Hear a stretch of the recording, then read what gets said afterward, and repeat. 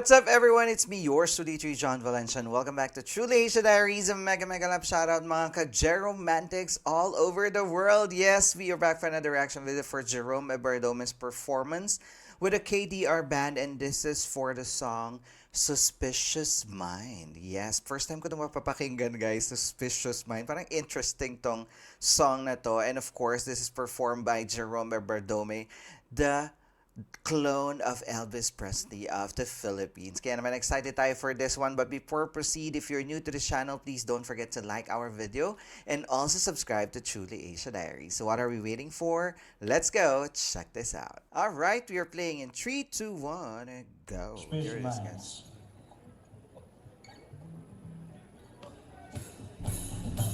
Eh, ang blooming talaga ni Jerome, no? Ay, bumaba siya ng stage.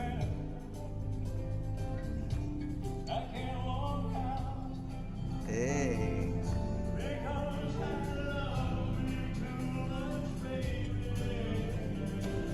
Ibang hagod. Ang daming tao, no? Eh. Oh, I love the beat of this song. Diba, selfie ng mga ka-Jeromantics.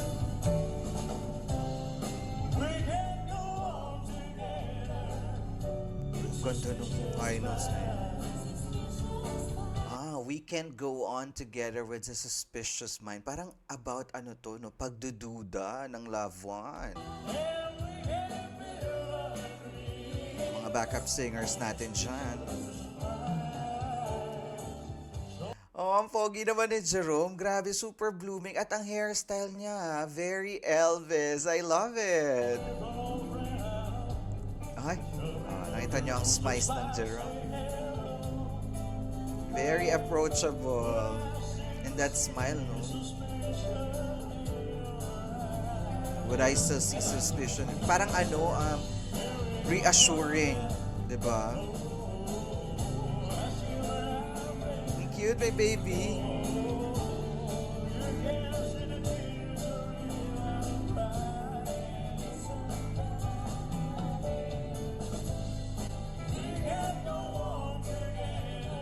Diba?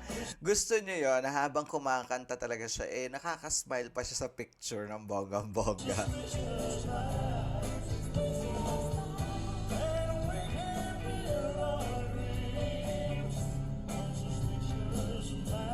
Can't build our dreams with suspicious mind. Ganon.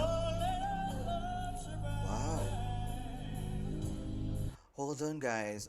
I love it. He's doing vocal flair while having a picture with ating Jeromantics na mami. Grabe yun ah. I love that high notes. Let's go back to that.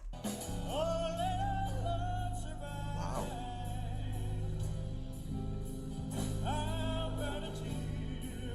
Grabe yung vocal ni Jerome, guys. In fairness, naglalakad pa siya niyan.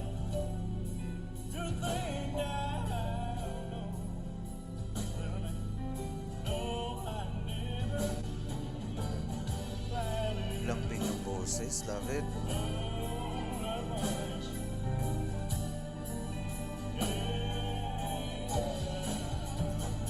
Eh.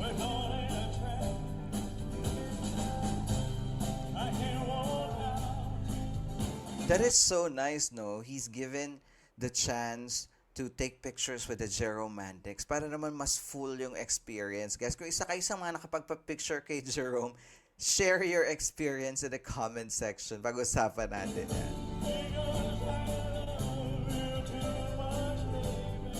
Grabe. Iba yung heartfelt vocal niya ng Elvis. Cute!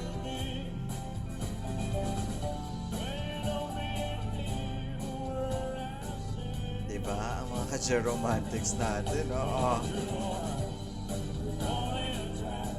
Eh, oh. Kitang-kita ang kilig at enjoyment kay Mami.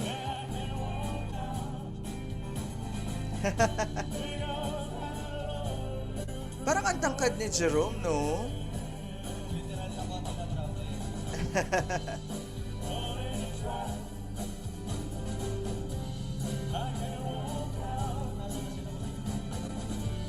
Napaka-sweet and approachable.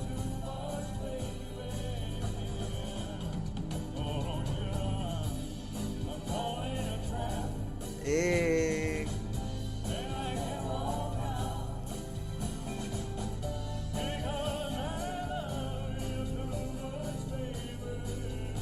I must say guys, kahit naglalakad si Jerome nagpapapicture, the vocal is consistent. And I love the execution. Talagang nuances kuhang-kuha niya. Grabe, love it.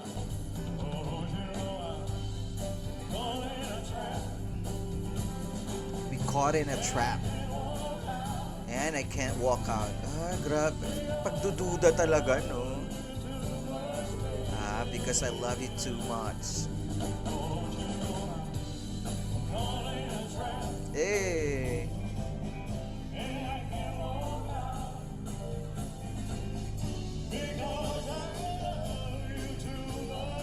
That nuances, grabe.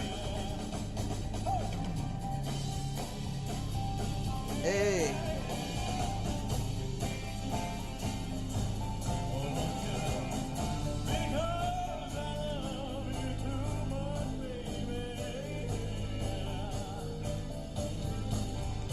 Hey, there you go, guys. There you have it, guys. That is Jerome Ebardomen singing Suspicious Mind. Oh, what a song. Grabe, about ano pala yun, no?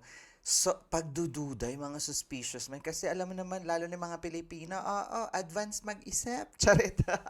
Charot-charot lang po. But kidding aside, that was a good song. I love the beat. Kahit na alam mo na the meaning of the song is talagang dahil sa sobrang pagmamahal mo, parang you caught in a trap na may suspicious mind ka pero because you love him so much, eh, talaga namang pagkakatiwalaan mo pa rin. Parang ganun ba yun, guys? I-comment down below din yun. Of course, nakita nyo naman how professional Jerome is.